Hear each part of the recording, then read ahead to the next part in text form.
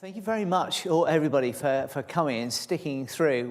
We're heading towards the end of this journey together. And I'm venturing this evening into territory that is furthest away from my speciality. So I'm looking forward to a bit of help from you all as we head off into some slightly foreign shores. But I want to start off by just summarizing where I think we've got to up until now. So in the previous lectures, we've looked closely at the stories of the Roman kings. And as I indicated in my first lecture, I think we need to apply a set of tools. It's not one tool that will work. We need a whole toolkit to understand what we're seeing in order to reflect the true complexity of the situation. Archaeology is an important first step in this. Essentially, we need to try to understand what Rome actually looked like in the 8th to the 6th century BC. But we can't get from that to a narrative account. So we need to take the brilliant archaeological work that's been done, for instance, by Carandini and others, and then separate it from the sources and treat them as two different heuristic exercises. I suggested that once you look at the archaeological material, models such as watcher mechanisms and heterarchy might help us to envisage the world of archaic Rome, how it worked, in which various kinds of symbolic capital would be required to construct the consensus required to make possible the radical transformation of the city, so that we can use the archaeology to build some kind of model. That is, as it were, the basis from which any account of kingship could have emerged. Whatever survived from the 6th century BC was already, I have suggested, inevitably already mythologized. And whilst that need not mean that no truth escaped that passage from the 6th century down, I don't believe we can identify it with certainty, so I don't think it's very easy to say, oh, that's the true bit and that's the non-true bit. Rather, but I don't think either that the fact that the kings become, or indeed start off to a degree mythical, means that there is no essential truthfulness in that account. Rather, I have argued repeatedly that the Dumézilian, there he is on your left, or Levi-Straussian story of deep symbolism actually underestimates the conscious use of symbolic patterns, what I've called myth history, conscious reflection on myth to create history and to talk about history. I would argue that instead of looking for some deep echo of our primordial subconscious, we should search the stories of the kings for their part in the imaginary institution of society, as Kantorowicz proposed. In their time, these stories are true. Now, one methodological challenge that follows is to see if we can identify the earliest time for which this might be the case. And I think there's a reasonable argument for taking the stories back to the 4th century BC as a critical point. Now, I'm not denying that something has gone on earlier than that, or that the story changed over time, and we looked at that in my last lecture. And throughout, I've suggested that some of the more interesting aspects of the story of the kings might have been connected with their role as dying kings, stranger kings, legislators and problem solvers, useful but constrained, models for and modelled on some of the most archaic offices of the Roman state. Now, I've talked about constraint, but we've never actually seen any constraint in operation. So I thought I'd give you an example of what constraining a powerful figure might look like. And we're going to pick what may be one of the oldest of the priesthoods at Rome, the priesthood of Jupiter, the Flamen dialis. We'll just quickly go through this because Aulus Gellius in the 2nd century AD collected all the things that a Flamen dialis couldn't do. Right? So the priest of Jupiter can't ride a horse. He can't see the army outside the Pomerium because he's to be separated from war. If he can't do that, he can't be a consul because consuls do war. He can't take an oath. He can't wear a ring unless it's perforated and has no gem. he can't take fire. You can't take fire from the Flamen dialis. Nobody in fetters can enter into his house. He has no knot in his headdress, girdle, or any other part of the dress. If anyone is being taken to be flogged and falls at his feet as a supplement, it is unlawful for the man to be flogged on that day. Only a free man can cut the hair of the dialis. It's not customary for the dialis to touch or even name, even say the word, for she-goat, raw flesh, ivy, and beans. Beans is Pythagorean, actually, but it's not over. The priest of Jupiter can't go under vines. The feet of the couch on which he sleeps must be smeared with a thin coating of clay. He mustn't be away from that bed for 3 nights in succession. Nobody else can sleep in the bed. There should be a box for sacrificial cakes at the bottom. His nail cuttings in his hair have to be buried under a fruitful tree. Every day is a holy day for the dialis. He can't be outside without his cap. It's only recently, says Aulus Gellius, that Mesurius Sabinus says that the pontiffs allowed him to take his cap off inside the house. This is extraordinary. And it's not over. He mustn't touch bread fermented with yeast. He doesn't lay off his inner tunic except under cover, in order that he may not be naked in the open air, as it were, under the eye of Jupiter. Nobody else has a place at table above the Flamen dialis, except the Rex Sacrificulus. Come back to that. If his wife has died, he abdicates his office. The marriage can't be dissolved except by death. He never enters a place of burial, never touches a dead body. And there are actually also regulations on the wife of the Flamen dialis. And notice that if she's not around, that's it for him. It's an extraordinary collection.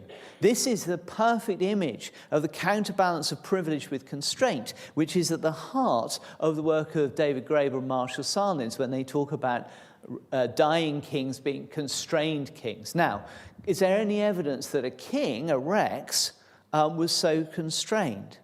Now, the Rex Sacrificulus that is mentioned here, interestingly, seems to have taken some of the obligations of the Rex after the beginning of the Republic. He's also a lifelong officer. He's not allowed to hold any civil or military dignity, and he's exempted from civil and military duties. Now, this is interesting. So the Rex Sacrorum, Rex Sacrificulus can't be a military figure. The traditional view is that the king was both a political and a religious leader. He does both. And that when the king is expelled, this bundle of privilege is dissolved, leaving a powerless religious figure, figures constrained in all these sorts of ways. The military power lies in the hands of magistrates who are constrained in a different way, time limited, and they always share office, 2 consuls for 1 year. So the king, who has everything, is replaced by these constrained figures. Now, could the king have been in some way constrained? Are there taboos that surround the king? I think we're faced with this challenge of whether we see the king as omnipotent or whether a more troubled regent. And I'm tempted to suggest the latter. Not all of these things about the Flamen dialis would have applied to a king, but this is the indication that Rome did constrain power in various ways. And I want to try and tease out a little bit why it is that in a Roman world, what we see is power constrained. And that is one of the things which I've been hinting at all the way through about the king, and here we'll look at it a little bit more. But let's start off by looking at something which seems to say just the opposite. This is a passage of Sallust's Jugurthine War. This is an account written by a disgraced senator called Sallust, who had turned to writing history after having been expelled from the Senate. He's writing about the allegations that the African king, Jugurtha, he's one of these figures surrendering at a later point in the story. The African king Jugurtha had bribed Roman officials to avoid war. He put to death some Italian traders, and a Roman army turns up, and Jugurtha says, at Rome, everything is for sale. So he just writes a check, and the person who is leading the Roman army seems to acquiesce and not actually attack. This causes a huge furor. Memmius, the tribune of the plebs back in Rome, addresses the people and condemns the Roman officials and Jugurtha for bypassing the maestas of the Roman people. And we're going to come back to that word, the maestas. And specifically, he attacks the concept of immunity. Nam impune quae lubet facere ides regem esse. To do what you like is to be a king.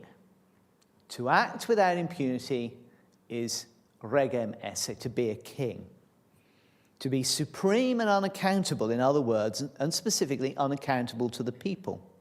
Memmius is very clear in his speech. What is at stake for the Roman people, the plebs, is libertas itself, freedom. The very word which Marcus Brutus would emblazon on his coins after the assassination of Caesar, and which had guided the debates and disputes throughout the Republic. To have a king who is unaccountable is to lose your liberty.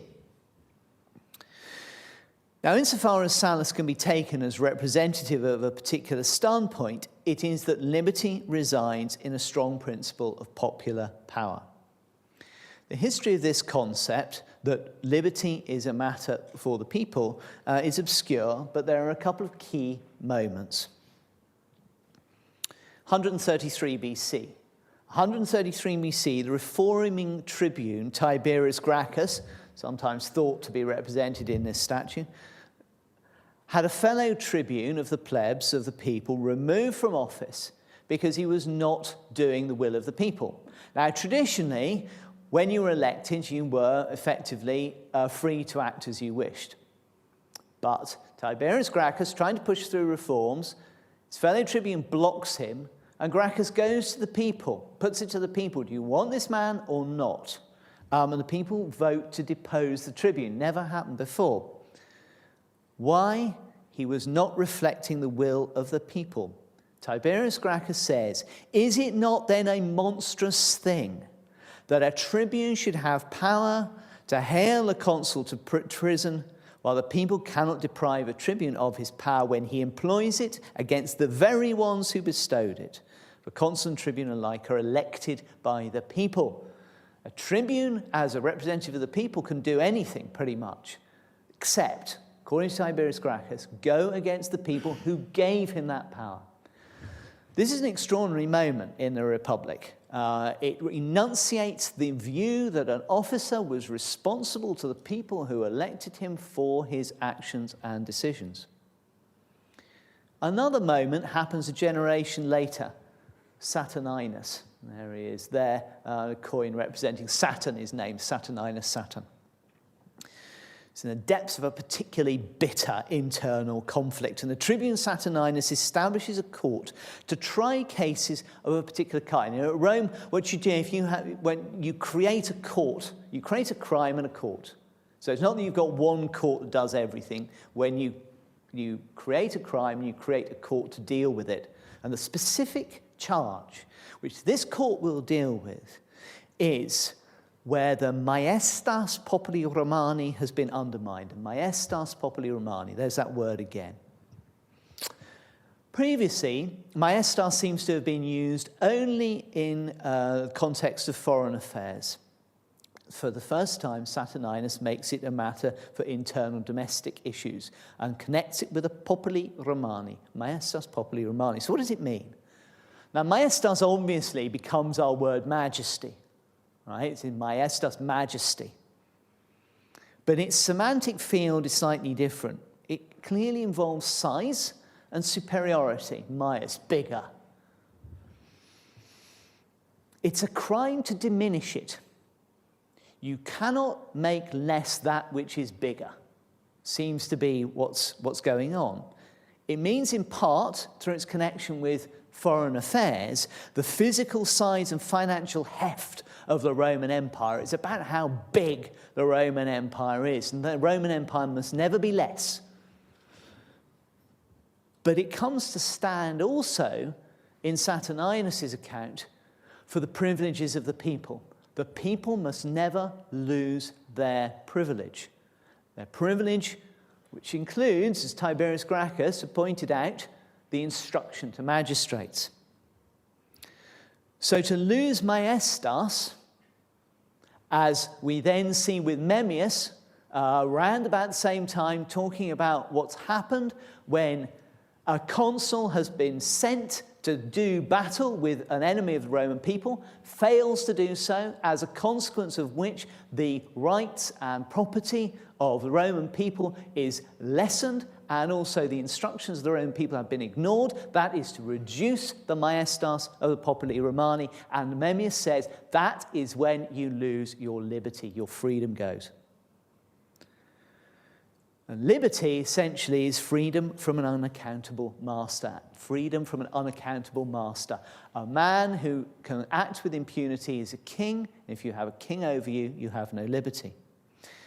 Now, these are extraordinarily important moments in the working out of the conceptual framework of the late Roman Republic, specifically the way that the Romans conceived of this critical idea, libertas, freedom. And the best book ever written on this, one of the most important books on Roman political theory we have, is Valentina Arena's fantastic account there. As she shows, the debate has roots in what a Greek writer of the 2nd century BC had observed about Rome, and that writer is Polybius. Polybius observed that Rome's mixed constitution contained within it a balance of monarchic, oligarchic, and democratic parts. 2nd century BC, Rome is monarchic, oligarchic, and democratic. Polybius knew what he was talking about. He lived in Rome as a hostage. He'd been one of the leading Greeks who, after the conquest of Greece in 146 BC, was taken to Rome and lived alongside senior Roman politicians. He seems to have been given a certain amount of position, and he could observe Roman politics at first hand. In Book 6, he gives an extraordinary account of the Roman constitution, missing, sadly, some chapters on early Rome, which would have been really handy. Why is it that there is some little god up there of papyri who just tears off the bit you really want? Anyway,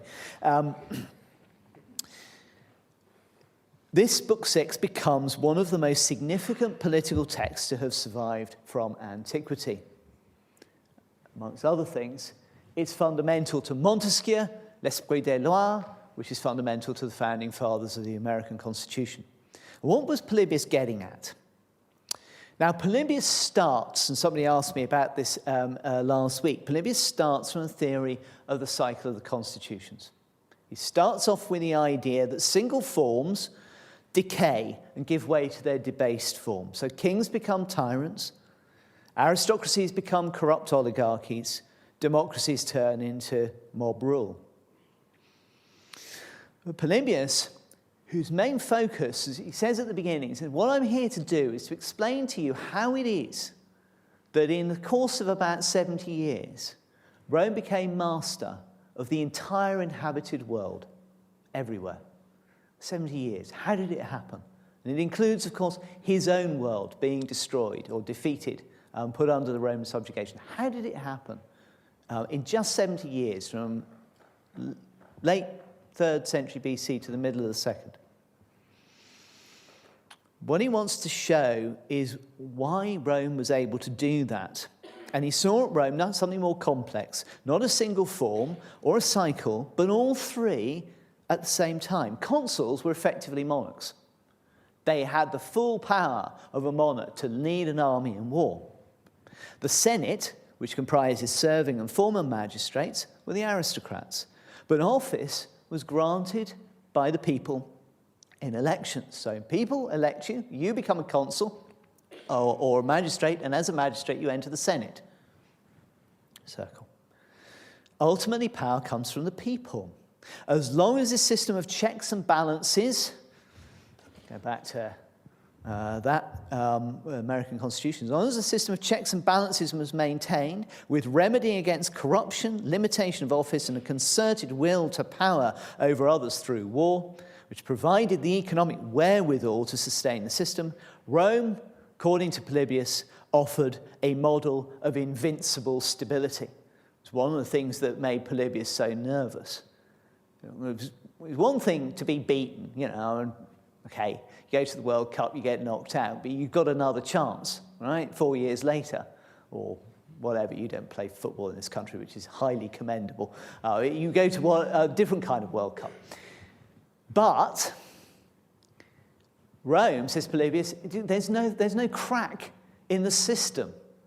Theoretically, they could be there forever. It's like eternal stasis, that you've got the Romans over you forever.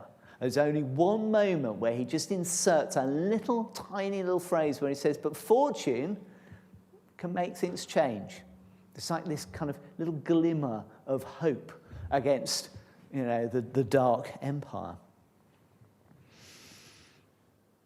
Now, the most striking note in this brilliant account, honestly, Polybius Book 6 is one of the most exciting pieces of ancient historical writing that have survived to us, in my opinion. I just love it to bits. But it's the emphasis he places on the importance of the people. Now, that's, of course, very Greek, right? Greeks do democracy. That's what Greeks do. And it's a philosophical underpinning of democracy itself. And for the most part, a lot of people, up until the 1980s, said, yeah, well, Polybius is a Greek. Romans weren't really like that. They were kind of thugs. They couldn't possibly have been democratic. And then Fergus Miller and a number of other scholars started looking at this and saying, well, actually, why don't we believe him? Why don't we actually think that this might be worth taking more seriously? For all the faults within the system, the Roman people really did have a substantial and important impact on decision-making within the Roman system. The system could be corrupt, it could be distorted, but it wasn't therefore non-democratic. The levers of compulsion were tough, elections were violent at times, but they were part of a competitive process in which ultimately the arbiter was the vote, all the way through to the very end of the Republic. Now, that idea that fundamentally it is the people that give office is, I think, very old. It is absolutely part of the 4th century constitutional changes, my interpretation of them. So at the time, when, as I've said to you in lectures previously, I think that people are creating the story of the kings or elaborating the story of the kings in the 4th century BC, the vote, the assemblies voting for office, is absolutely central to how the system works. And the need to sustain the role of the people and to explain it better grew over time as the complexity of politics and the political system developed. And I think this is exactly what we're seeing in a world of late Republican politics. All this stuff about the Maestas Populi Romani is a conceptual move from the Polybian derivation of the power from the people on single occasions of votes. There is a vote, and that is the moment where power is derived, to an increasingly strong statement of that power extending over time to coerce magistrates' behavior as delegates rather than representatives, and to enshrine the notion of the res publica, the republic, as the res populi, the people, not just public, but of the populace, of the people.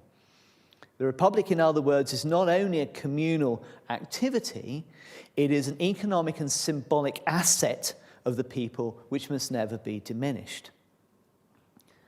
So there's a really interesting shift that's gone here. Maestas, the possession, the greatness of the Roman people, is increasingly defined from popular vote through checks and balances, as Polybius describes, to Tiberius, Gracchus, and Saturninus and Memmius coming up with this idea that the Maestas of Populi Romani must never be diminished. What happens? What happens to that when the Republic ends? What are you going to do with the Maestas Populi Romani when the Republic has faltered and died? When there are no more elections, the emperor is chosen by entirely non-democratic purposes, and the Roman people is a concept stretched to its furthest possible extent by the granting of citizenship to all freeborn men in the Roman Empire in 212 AD. What is left of the Maestas Populi Romani in those circumstances? Now, from a Roman point of view, it's really difficult to answer this, because in the imperial period, there are practically no theories of the power of the emperor. So it's very difficult to put your finger in the imperial period on anything as theoretically sophisticated as Cicero's De Republica or anything like that. Why? Well, Emmanuel Macron recently pointed out that the thing about a sausage is it's better not to know what's inside it and how it's made, right? And you don't want to theorize too much how an emperor becomes emperor and what the emperor's power rests on, because it's pretty ugly. It's the army. It's nasty stuff. So theories are not necessarily very attractive. You educate the prince. There are mirrors to the prince which exist, but they're on the basis of fundamental moral expectations rather than anything like these contested definitions of the late Republic.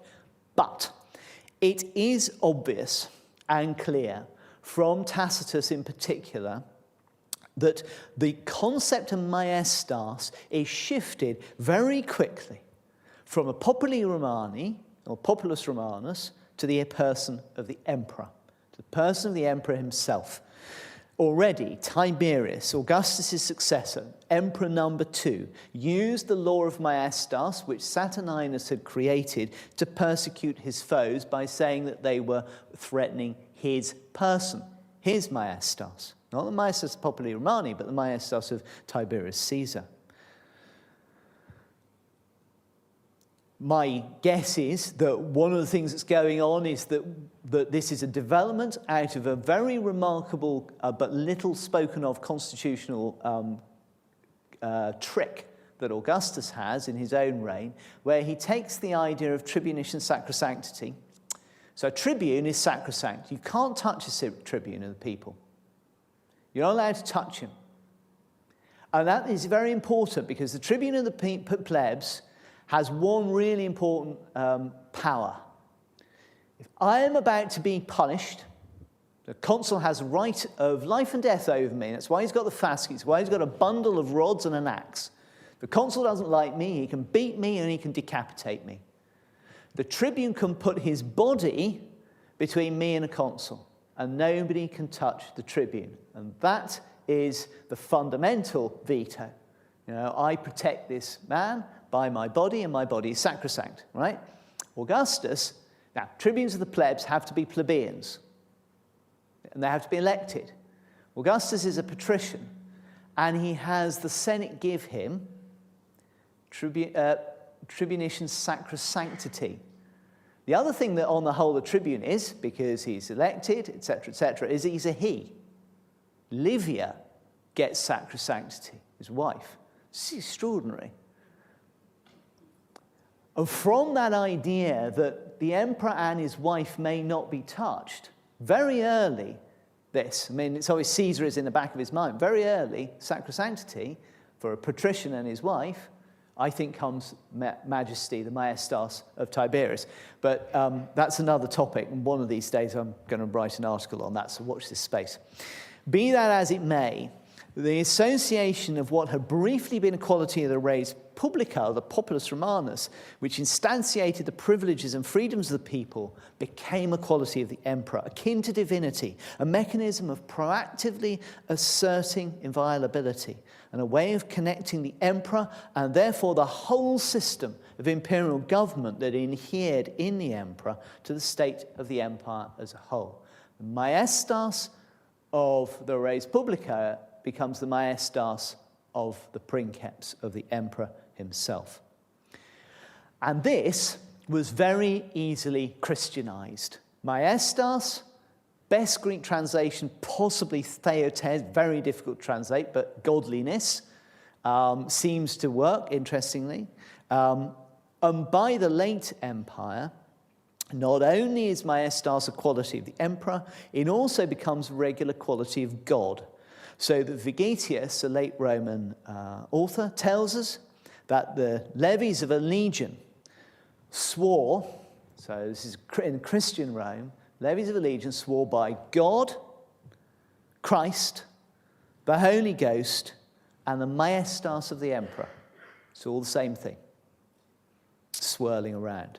Now, this is a hugely complex development. I'm sketching it in at great pace. But I think the outline is clear. Maestas was an abstraction of the Republic as a whole. But with the fall of the Republic, it becomes the possession of the emperor qua emperor, then acquired its appropriacy in the divine context, which further shaped the power of the incumbent and the stability of the system. We lack the theoretical underpinning, but the intention is not to be doubted. The res publica becomes the emperor.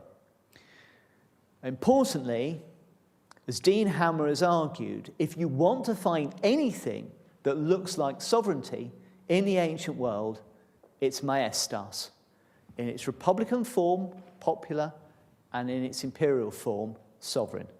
Maestas is as close to sovereignty as you'll get. And this matters. This matters for two reasons.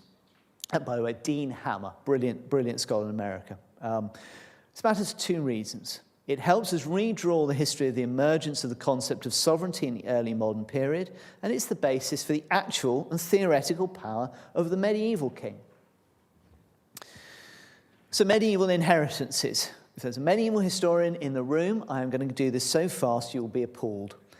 The plethora of forms of rule, I had to give you some late Romans, just a little bit verging in. I haven't got a Visigoth for you, but it's close. Plethora of forms of rule in the medieval period, the fragmentation of the world after the collapse of Roman power, and the failure to consolidate Charlemagne's brief unification, creating all these separate kingdoms that you see, means that it's impossible to generalize about medieval rulership. But as new forms of leadership emerged to fill the gap which had been left by the fall of the Roman Empire, they inherited a language precisely intended to locate power in the person of the leader. And the problem then emerges of how to cope with a leader's instability. There are lots of these leaders and they kind of fall over very, very quickly. One part of the language is maestas. And indeed, laesa maestas, les majestés, becomes the way of moving on from Tiberius' concern about his person to a principle of the protection of the emperor. We're dealing with very similar instantiations of greatness, both in God and the ruler, which we've inherited from the late Roman period. And this comes to be seen in Ernst Kantorowicz's account of the idea of the king's two bodies, the physical and spiritual body. The latter, the spiritual body, associated with the divine right of kingship, which explains that peculiar formation, the king is dead, long live the king. The king is dead, but the spiritual king continues. The spirit, the maestas of kingship lasts. Now, it's interesting that what Kantorowicz and subsequent scholars have also started to note is that this concept of sovereignty is not unlimited in scope. At least from a certain point in time, and you can particularly see it in the 14th and 15th century on, the matter of the Pope's authority and the role of the people also played a part. There's a tension between what was already a strong authoritarian line and the need to co-opt the people, theoretically and practically, in a progress towards a just state. If you go to Siena, you see the idea of good government and bad government presented on the wall. It's about how you take the community forward through just leadership. And this means that we have a growing realization that whatever place that there is a place for sovereignty in medieval political theology. It didn't just come about in the early modern period. Our political texts aren't enunciating eternal truths, but they're enunciating contextual truths. They represent political debates of the time. The concept of imperial authority and power, the abstract capacity to coerce and command, and the idea of a territory within which that operated, whilst having to negotiate competing claims over space and time and aspiring to perpetuation of these powers, all those things are in one shape or another present in antiquity. They're present in the medieval period as well, and then they become a matter of sharpened concern. What is it that makes the early modern period so particularly associated with the development of the idea of sovereignty? Because the classical idea of sovereignty, when people talk about it in a history of political thought, it usually these two chaps, Jean Bodin and Thomas Hobbes, who get all the credit or blame. Classical history of sovereignty locates the invention of the concept somewhere between the French Wars of Religion and the Treaty of Westphalia, between Bodin and Hobbes. Now, what could it possibly mean to invent the idea of sovereignty, which is what some people have suggested? I don't think it can be invented. It's a disclosure. It's a disclosure of the mechanism whereby something becomes the subject of study. The moment where people spot something that needs to be identified and thought about in a particular way. I discovered very recently that it was not until 1688 that a Swiss doctor called Johannes Hofer defined nostalgia as a disease that needed to be studied and cured. Swiss mercenaries had been flying off all over the world, and in 1688, Hofer realized that many of them were really upset. They'd been away for so long, they hadn't seen the Swiss Alps, they hadn't had any fondue for ages, they missed their rosti, and they wanted to go home. And Hofer actually wrote a book saying the malady of nostalgia that nobody talked about before. Now, Odysseus sat on a beach crying because he couldn't go home. Nostalgia is not new, but it wasn't until 1688 that somebody described an illness called nostalgia. That's what I mean by disclosure. What Bodin and Hobbes do is to disclose sovereignty as something that needs to be discussed. Critically, they're wanting to look at the nature of power that operates within defined territorial areas and which was necessarily non-constrained. This is what they disclose, power that is not constrained within a territory. There's no real limitation on the nature of power, or else it cannot be power, is how the logic goes. And it's this sense of the indivisibility of sovereignty that is taken over into Hobbes' account of Leviathan, a fundamentally contractual account. Everyone within the Commonwealth agrees to the institution of the absolute sovereign, and their renunciation is absolute, as a sovereign's power is absolute. So Polybius' model of a mixture is replaced by a model of transfer, which has huge implications. This idea of the contract lasts even through people who introduce greater sense of the involvement of the people, like Locke and Rousseau. But fundamentally, it's an argument that binds sovereignty in to the concept of the state, and in particular, because of the territorial nature, the nation-state. It's needed because of the context in which these guys were writing. In particular, Hobbes is writing at the time of the end of the 30 Years' War, the Treaty of Westphalia, there it is, and his own English Civil War. And what he's trying to find out is there some way of making sure that there's an arbiter who sits over everything and stops the descent into human nature being nasty, brutish, and short. And it's for that reason that he needs absolute sovereignty within a defined territorial area which cannot be interfered with by anybody else.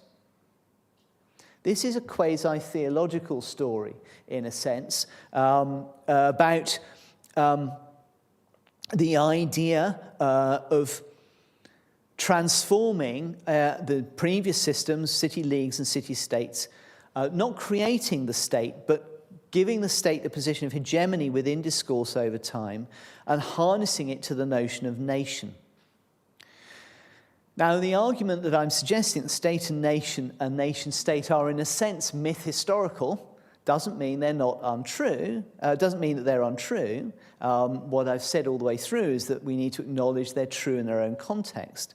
But a model which insists that the mechanisms of human belonging and human power adapt to context are disclosed through stories rather than analytically described as eternal forms leads us to ask whether those stories were good stories or not.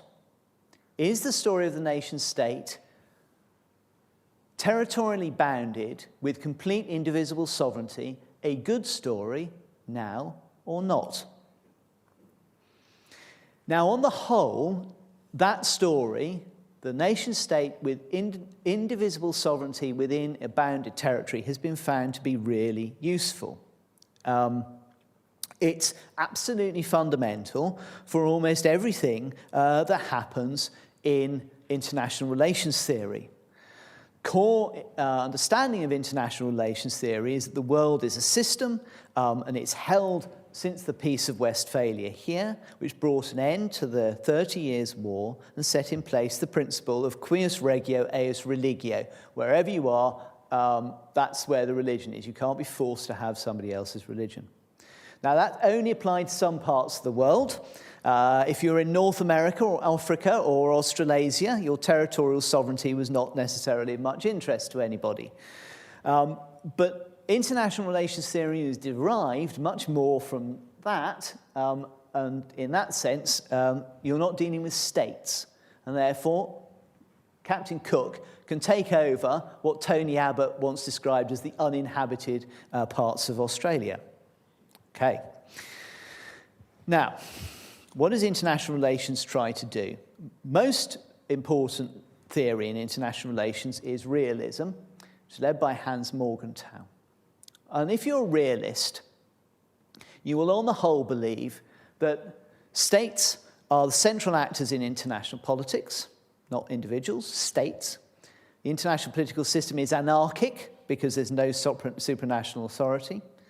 Actors are rational as their actions maximize their own self-interest, and all states desire power so they can ensure their own self-presentation. Now, right, states, anarchy, rational, and self-preservation. And that becomes realism, and realism allows you to predict other people's behavior, states' behavior, and suggest the ways in which the world should move. Whether this level of predictability is going to last, I'm not sure. I'm an ancient historian. Why am I talking about international relations theory? Because realist theory has entered the world of ancient history in a big way lately. A number of scholars have tried to read Roman history through the prism of an anarchic system. There you go, Arthur Eckstein, Mediterranean Anarchy, Interstate War, and the Rise of Rome. The anarchic system describes the Mediterranean, according to Eckstein. The absence of supranational authority made this inevitable.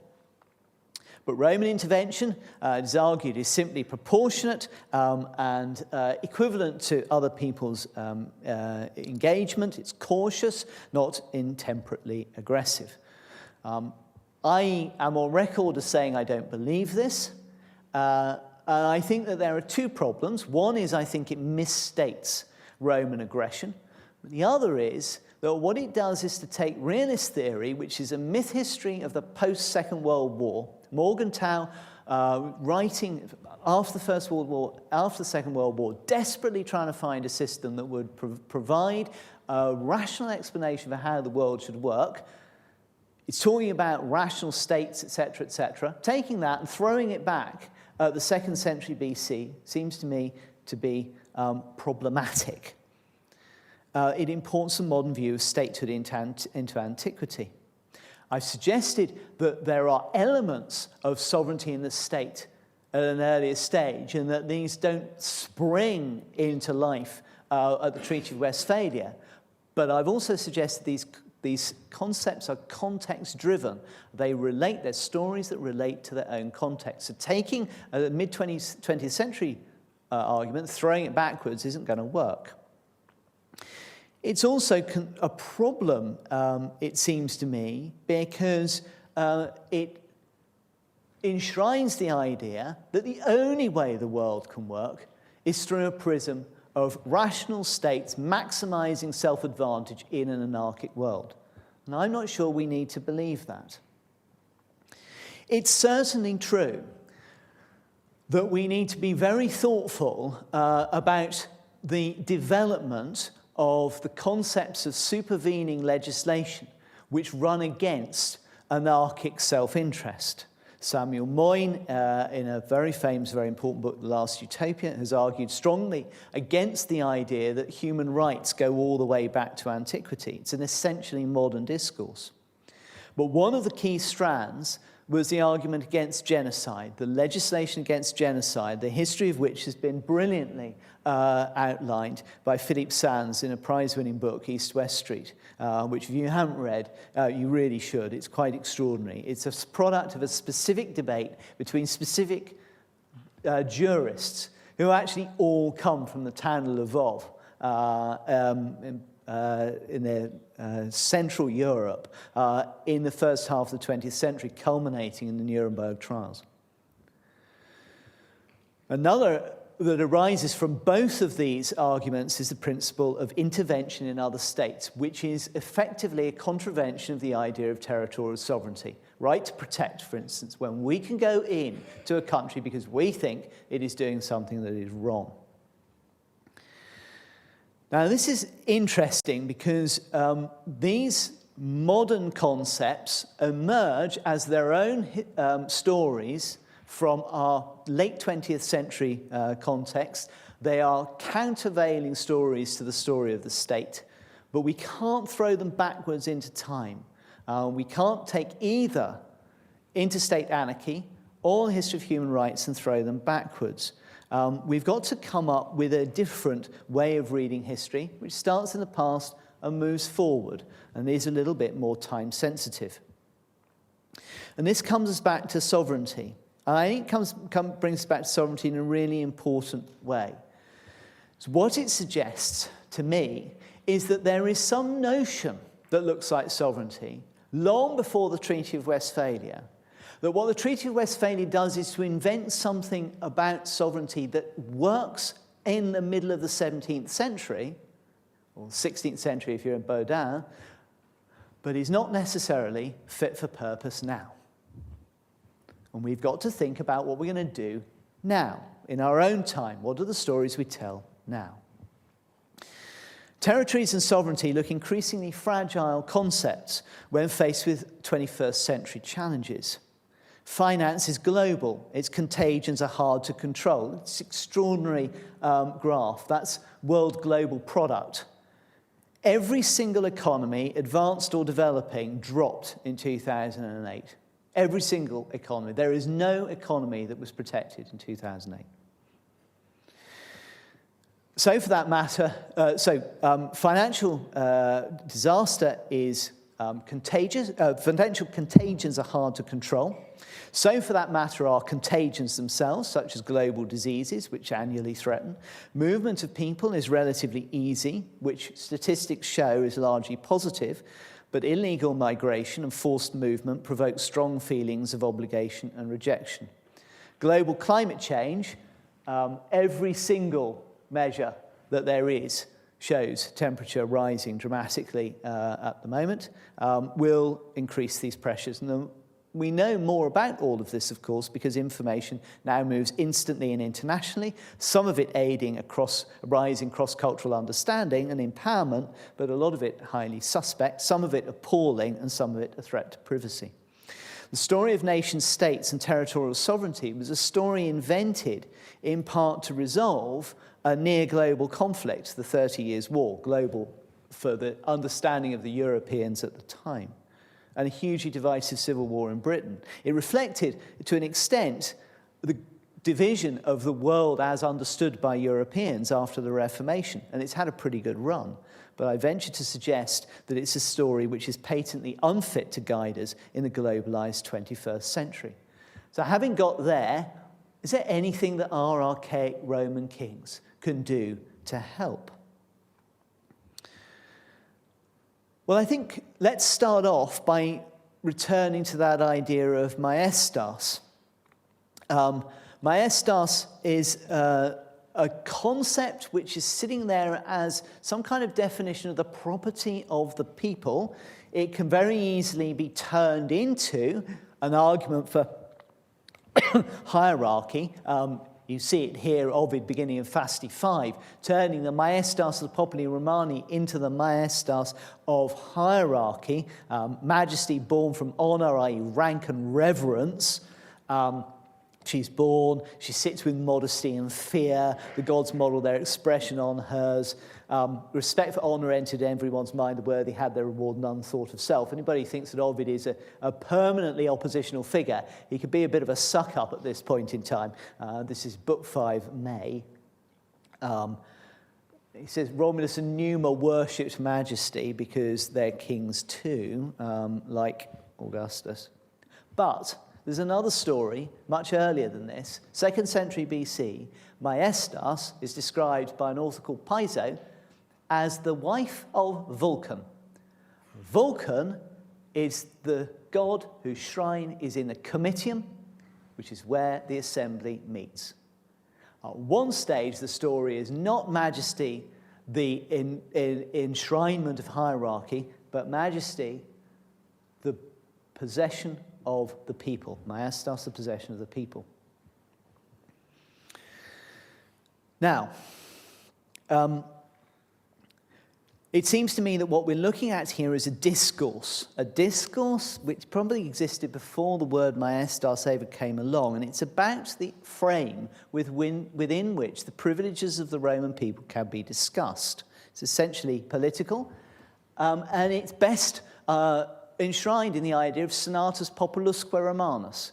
You cannot have the one without the other. The populusque is essential. This seems to me to be part of the myth history of kingship. When Sallust makes Memmius say to act with impunity is to be a king, he's participating in that discourse which we discussed last week, of late Republican concern about a king. But that idea that kings should not be allowed to act with impunity, or nobody should be allowed to act with impunity, and it's a bad thing, is clear in everything we've discussed about our own kings. Discursively, the story of the power of the kings is a story of power in some shape constrained. Let's just look again and think about our 7 kings. There they are. And you can read the cartoon. Roman story about archaic kings isn't simple. Kings could be good, they could be bad, they could be tricky, they could be imperious, mythical, political, religious, impious. The Romans made no stranger of the fact that they were often dealing with stranger kings or dead kings. For the most part, the kings were elected, and although there are elements of relationship between them, inheritance of power is largely blocked. One of the most surprising elements is the emphasis on the role played by outsiders. People summoned by Romulus to the asylum, the Sabine women, the Pythagorean Numa, the Etruscan dynasty. To this story, which the Romans tell of themselves, we've added a sense of the importance of consensus and of law-giving and of watcher mechanisms. And as we struggle to redefine sovereignty for the 21st century, take a notion of what power is and what it does, take it from that 17th century context that hammered it onto the idea of the nation state, demanded its indivisibility to answer a problem of the 17th centuries. We try to make it work for all the challenges I've just mentioned in the 21st century. I think there are 3 elements of the Roman story that can become usefully myth-historical for us. The first is the definition of the people, senatus populusque Romanus, people. Rome's story is fundamentally expansive, largely through conquest. But one consequence I've suggested of conquest is a notion of the value of those brought inside the Roman world. Remember, the whole point about the stranger king and those arguments of the Latins was to say, we can be useful. The stranger has something to offer. The Roman definition of community was not really defined by borders and boundaries. It's not done that way, it's by permanent expansion. Now, this is too brutal a narrative to be our preferred narrative. We're obviously not going to want to say that the best way for us to go forward is to go forth and conquer everyone. But perhaps we can take from it a very sharp question about what borders are for. I've already suggested in passing that ancient borders are about keeping people in, not keeping people out. They're actually about inclusion, not exclusion. It's trying to persuade people to be part of the community. A narrative of inclusivity that is defined not by national boundaries, but by natural communities is a different sort of story from the one that Hobbes told and that we tell. And it's worth noting that the Roman habit of layering institution on institution, community over community, and preserving memory often rather than erasing it, is a model for coexistence of definitions instead of binary opposition. That's number one. What is the people that is part of power?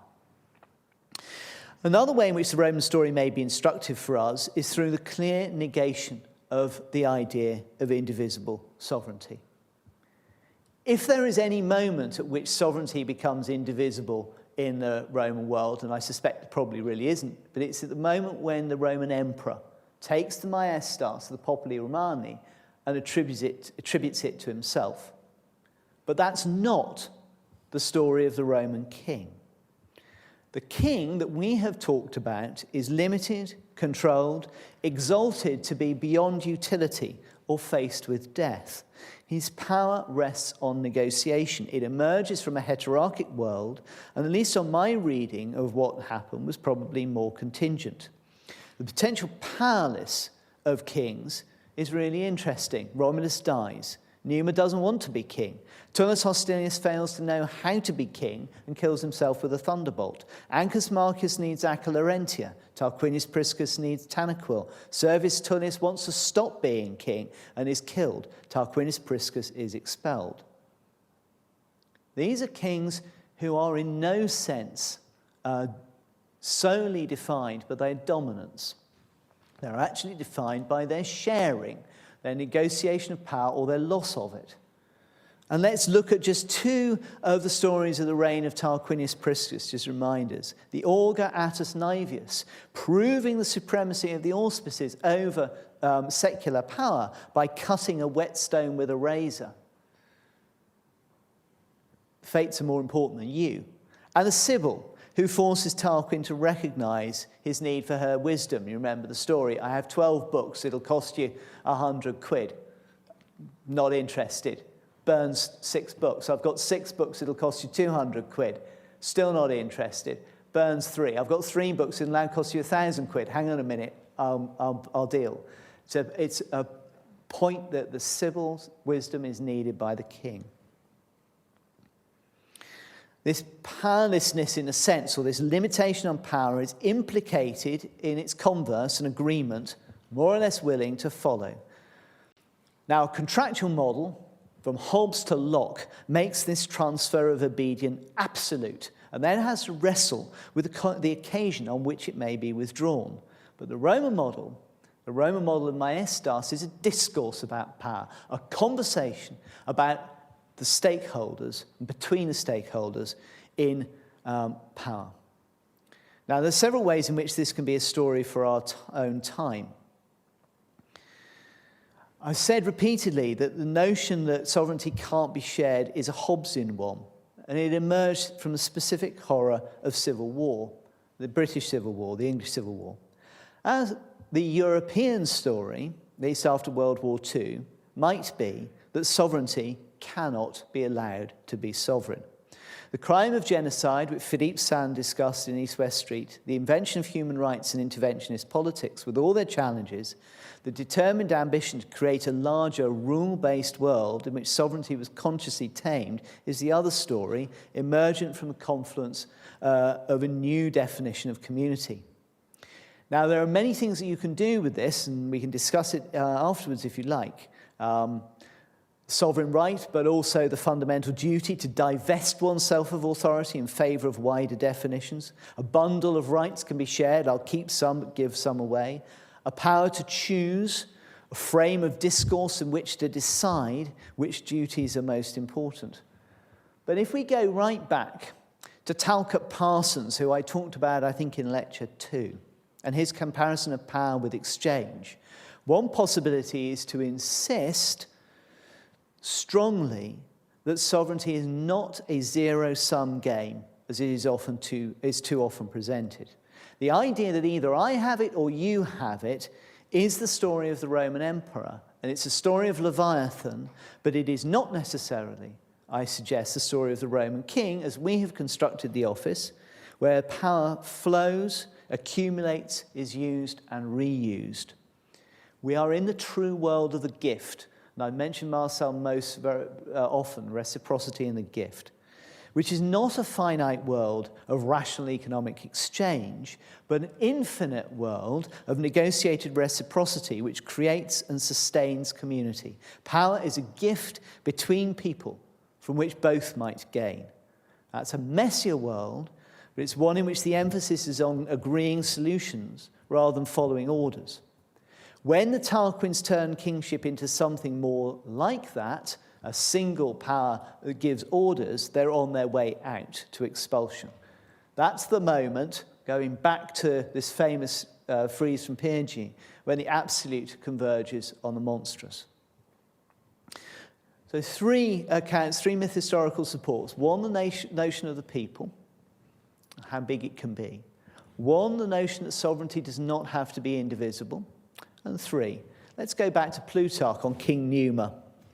It's a question needing a long answer, he said, to satisfy those who think that being better lies in wealth, luxury, and domination. Being better lies in wealth, luxury, and domination rather than safety, gentleness, and independence with righteousness. How do you tell that long story? Through education. Numa failed because Numa did not inculcate his values in the Romans. The result was that war filled Italy with corpses and blood. Traditional accounts of the value of history have often suggested its predictive capacity, and I've hinted a little bit that international relations has something of the same account, that the idea of realism is that somehow you can predict how the world will work. Rather than view history as predictive, I would like to suggest that its main virtue, and one it shares with the humanities more generally, is that of offering different kinds of stories about who we want to be, which then are part of the construction of the future. The story is part of, perhaps the most important part of, what it was that happened. That phrase I've used many times from Marshall Sahlins, what it was that happened. And it will be pretty obvious that the story that I believe we should be telling about ourselves is one of openness, one in which we allow for the possibility of wider and more diverse notions of community, one in which we make pragmatic decisions together and on the basis of sound information and education, and one where we acknowledge that the 21st century has made some of the shibboleths of the past decreasingly relevant. Whether any of you think that that is a description of the UK at the moment, I will leave open. But I would just like to emphasize that openness, pragmatic decisions on the basis of a wider community, good information, and a recognition that sovereignty can be shared go entirely in the opposite direction to everything that you see on that slide. Throughout these lectures, we've been testing various stories about power. It seems that we've been looking at various ways of telling a story about power. Each of them has provided a different account of the relationship between ruler and ruled. Critically, I am not arguing that there's a right story. There's no right story that emerges from looking at the archaic kings. There are some appallingly wrong stories. Some stories about getting power appallingly wrong, as exemplified, for instance, by the rape of Lucretia. And those stories have been there all along. They're not new. The ambiguity and ambivalence of the Roman accounts of their kings, their constant returning to reevaluate them, to rethink them, should encourage us to continue to refresh the stories we tell. It's always time.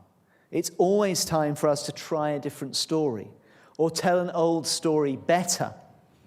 And we have glimpsed some areas where this is now urgent and vital in our account of the challenges of the 21st century. And I'll just give two wonderful examples of colleagues of mine who are doing amazing work in this area. Marina Warner, working on stories of migrants and how storytelling can be encouraged among migrant communities. and Lindsay Stonebridge, who's leading the field on the relationship between literature and human rights.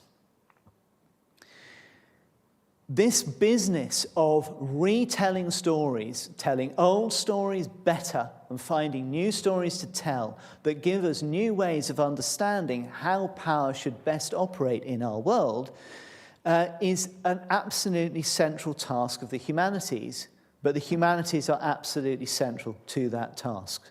What we do most essentially is to tell stories, evaluate them, critique them. That's our métier, that's what we do. It should never be an inwardly turned exercise. It is a constant process of disclosing the nature of our world. Just as Hobbes and Baudin disclosed something about the world they saw, we are engaged in a constant process of disclosing the world that we see, telling and retelling the stories that matter, finding the what it is that happened, and constantly seeking to tell a better story of ourselves, which will then become that which may yet happen. The generosity of the Carle Distinguished Lectureship Fund of the University of Otago, established by the University Council in 1946 under the will of the late Edith Isabel de Carle, who directed that a trust fund be established for a lectureship for the promotion and encouragement of learning, and the hospitality of the Department of Classics, has enabled me to share this journey with you.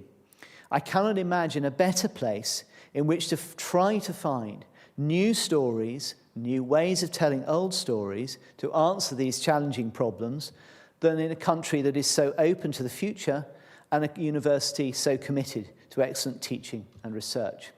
Next year is your 150th birthday, and I wish you well for that anniversary, and I want especially to thank all of you who have helped me as I have made these still tentative journeys into a strange and distant past. I've still got a long way to go. If, like me, you have found the journey an encouragement to think again about our future, if you want to follow it further, we'll be writing about it on a blog and on social media. And if you have found this journey worthwhile, then together we shall have done some justice to the spirit of the De Carle lectures and the common mission of all of us who care about the humanities, which is to better understand the world we live in, its past, and our obligations to its future.